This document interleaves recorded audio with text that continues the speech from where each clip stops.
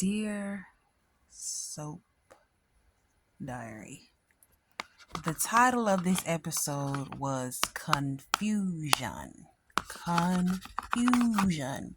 That's how I felt watching this episode. I was very confused, and I'm trying to figure out if it's because I was tired or what. I didn't finish. I had to come to you guys with this because I'm confused and I want to know you guys' thoughts on this episode of Beyond the Gates because I fell asleep. I don't think I finished it. I just finished it now. And I'm very confused about everything. Everything that happened in this episode is throwing me for a loop. Why is Haley at the doctor trying to figure out if she can have another baby when her miscarriage of justice was yesterday? Shouldn't she still be bleeding? How can the doctor even tell? What is the doctor even testing? What is she looking at to find out if... I think Haley had already paid the doctor from before they went to the hospital. When Bill says, I don't want you to do it for me, yeah. Because... What? Don't you want the baby yourself, you weirdo? Like... Child, Haley and that miscarriage of justice, I couldn't. We're gonna I've missed all week with reviews for you guys, so we're gonna sprinkle a little bit of everything in here. Devon came back from Devon came to DC to see Anita about a record deal. And they got to talk about Neil, and Anita used to sing in Neil's jazz club, and Neil was a beautiful person, beautiful character, beautiful actor, and I'm glad they got a chance to memorialize him, remember him, keep his legacy alive, because Michelle Valjean, who is the creator of Beyond the Gates, she was good friends with Christophe St. John, and I really didn't like how he went out. I liked Neil. So he also had a moment with Danny, and Danny got a chance to apologize for the miscarriage of justice that never actually took place. And Bill did not blame her. He just focused on taking care of Haley, and he took her to the doctor to see if she can have another baby, because that's apparently what she wanted to do. And I'm like, how can you even go to the doctor? You just had the miscarriage of justice yesterday. So the doctor tells her that she can try again in 3 months if she wants to. If she really had a miscarriage of justice, she would be pregnant again very soon, even without trying. Because some people say, like, if after you have a miscarriage of justice, you get pregnant again quicker. I don't know if it's that or if after you just have a baby. I don't know. I can't remember. Don't quote me. I'm sorry to all women who've had this experience. She's like, despite having lost their child, she feels blessed. Yesterday, she feels blessed to have Bill in her life, and she wants to have a baby for him. Yes, what we're missing here is that she wants to have a baby to keep him. She wants to have a baby to spite Danny. She wants to have a baby to have one up on Danny, and she has 3 months now to kill Bill before she has to try again for another baby, because she can't fake another miscarriage of justice. What else happened in this episode? We're gonna go to June. You know what? Let's skip June. Let's go to Barbara, Lena, Dana, Leslie, Sherry, Honolulu, or as the fans call her, LSD. So she got a letter in the mail. She threw it away because she thought it was a bill. Because of course she throws away her bills because she doesn't pay them and she's an idiot. So Eva comes in with the groceries, and she's like, "Oh, I got the groceries you wanted, Mama. Why are you still taking care of that lady?"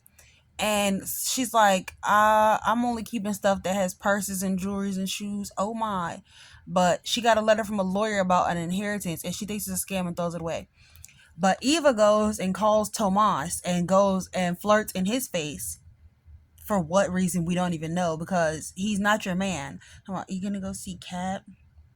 And just making all these weird faces. Eva, we're sick of you. And I realized one of the reasons why I don't like Eva and Leslie. Eva and Leslie. They're too poor for this show. I love the opulence of this show, and these two are too broke. They're poor in spirit, poor in morals, poor in mind. We don't like it.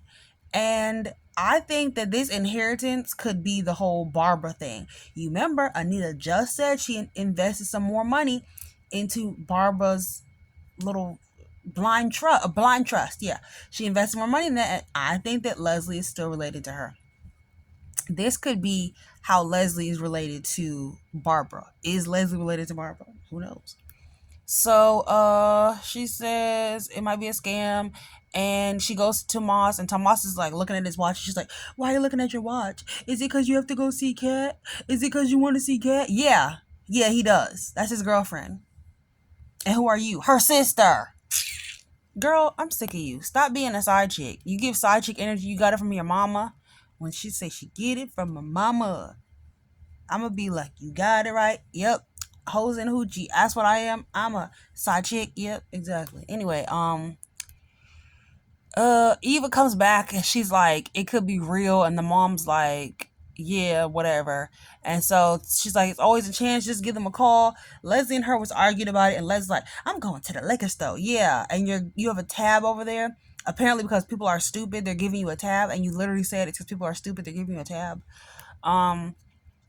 She's like, you never know, it could be a scam, but just don't give them any sensitive information. So she calls the number, and the other person on the end, I can't remember what even they said, honey. I can't remember what they said. This episode was confusing. All right, so Regina comes there. We're getting to June, and Regina gets there, and she's like, why are y'all calling me again? I told you I don't want nothing to do with June. And she's like, no, no, no. We just want to talk to you one more time about June, blah, blah. She's like, here's a box of June's things. There's like a little letter in it. She's like, I couldn't get through it. And I'm trying to figure out why, because everybody else read it with no problem. And she's like, no, please, please, please talk to June. I like the actress who plays Regina. I think she looks good. She has a great shape. She's fine, as they say. She's pretty. I love her hair. Something about her line delivery reminds me of an actress that I don't like. So that's what it is. But she just needs to, make her line slower. But yeah, so she is like, no, I don't want to talk to June. I'll never speak to her again. I'm done with all this.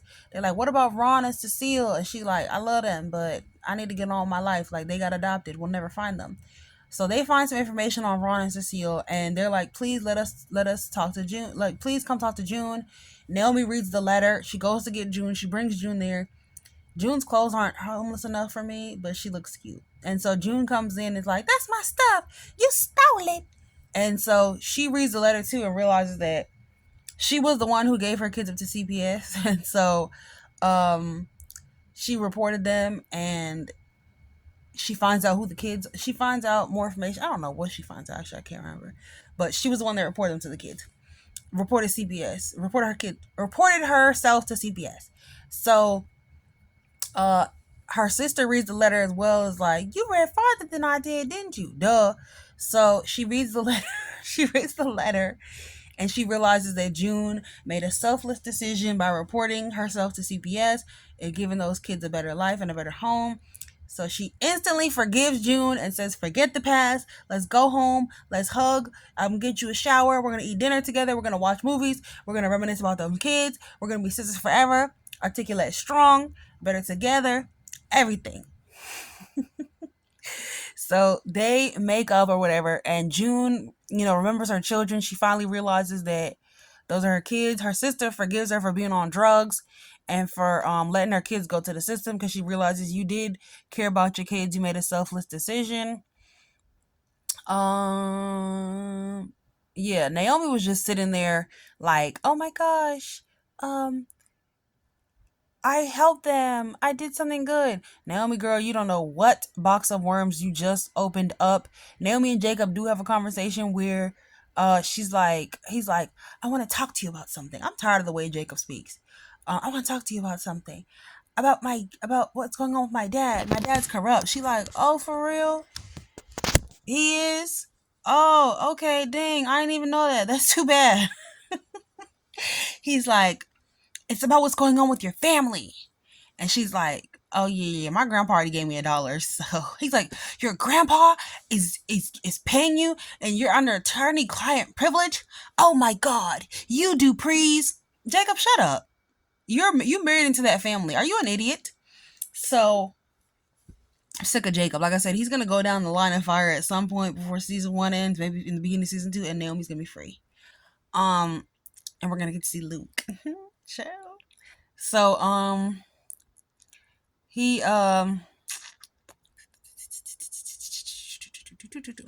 trying to get there. And then Samantha tricks her pop Martin into coming over with pizza. She hides the phone. By then they're all there, and he's like, "You might as well have dinner with us." Not Martin. Smitty has a stinky attitude, and Tyrell's screaming and yelling like, "Look, we here to eat pizza and play spades. Play some goddamn spades. Who leaving this house tonight?" And everybody like, "Not me." He like, "Exactly. Now play some spades." So they all play spades against each other, and it renews their love and connection to each other. And they decide to put aside their differences for one night for the children. Meanwhile, Jacob uses his cop finesse to get information that he should not have. That's illegal, Jacob. You want to arrest yourself? So he uses his cop finesse to get some information that he shouldn't have, and he finds out, Naomi, those children are not just strangers. Ronald and Cecile no longer exist. They are your second cousins, Tyrell and Samantha Richardson. And we can't even get Naomi's reaction because Jacob delivered that line so bad that they just had to make him read it in a microphone booth and play it over the scene where we watched Samantha and Tyrell play.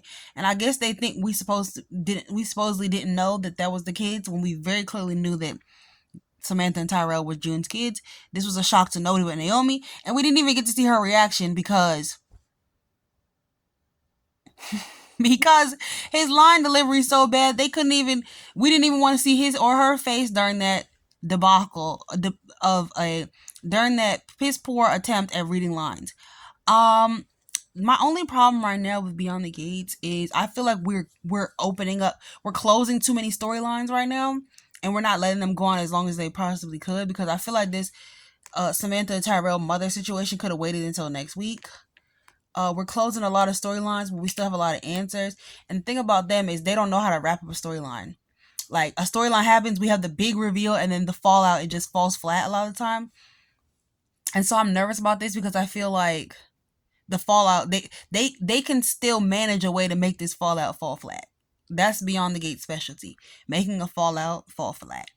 We never really get it. Like, Martin's situation is over. It's just over. Everybody decided that they're gonna mind their business. So what was all this about? They could have told us about this in the first few weeks if everybody was just gonna mind their business.